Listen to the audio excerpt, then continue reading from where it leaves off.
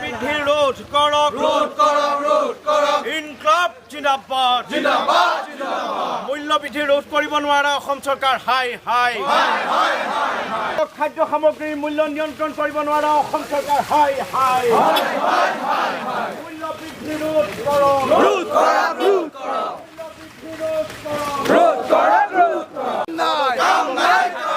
যোগান বিভাগ হাই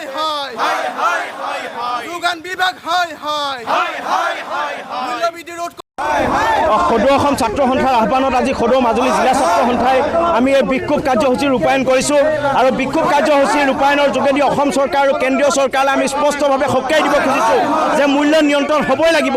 বৰ্তমান সময়ত পেট্ৰল ডিজেল অত্যাৱশ্যকীয় খাদ্য সামগ্ৰী ইন্ধনজাত সামগ্ৰী সকলোৰে দাম ইমানেই বৃদ্ধি হৈছে সৰ্বসাধাৰণ জনসাধাৰণ বজাৰলৈ ওলাব নোৱাৰা পৰিৱেশৰ সৃষ্টি হৈছে। আমি অসম চৰকাৰক আমি দাবী জনাইছোঁ বজাৰত মূল্য নিয়ন্ত্ৰণ হ'বই লাগিব। যোগান এটা বিভাগ আছে, এই বিভাগটো এতিয়া ক'ত শুই আছে?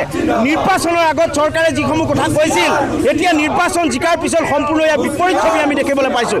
এটা কথা আমি অসম চৰকাৰক স্পষ্টভাৱে সকীয়াই দিছোঁ যে এই আৰম্ভণিহে সদৌ অসম ছাত্ৰ সন্থাৰ আহ্বানত আজি আমি সদৌ মাজুলী জিলা ছাত্ৰ সন্থাই বিক্ষোভ সমদল কৰি এয়া আজি আমি এক আৰম্ভহে কৰিছোঁ আৰু আমাৰ এই আন্দোলন ধাৰাবাহিকভাৱে চলিব যেতিয়ালৈকে বজাৰত মূল্য নিয়ন্ত্ৰণ নহ'ব, মূল্য বৃদ্ধি ৰোধ কৰা চৰকাৰখন যেতিয়ালৈকে ব্যৰ্থ হৈ থাকিব তেতিয়ালৈকে আমি এই প্ৰতিবাদ কৰিবলৈ আমি বাধ্য হ'ম। আৰু এটা কথা আমি স্পষ্টভাৱে কৈছোঁ যে বজাৰৰ মূল্য নিয়ন্ত্ৰণ হ'বই লাগিব। পেট্ৰল ডিজেল ইন্ধনজাত সামগ্ৰী অত্যাৱশ্যকীয় খাদ্য সামগ্ৰী ঔষধৰ মূল্য নিয়ন্ত্ৰণ হ'ব লাগিব।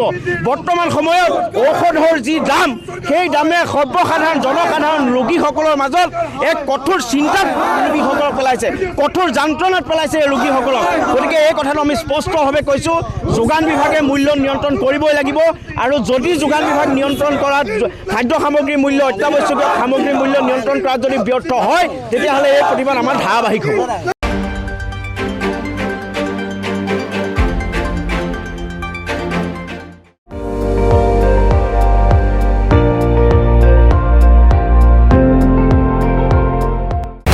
আপুনি চাই আছে ND24 সৰ্বশ্ৰেষ্ঠ নহয় সৰ্বোত্তমৰ দৌৰত।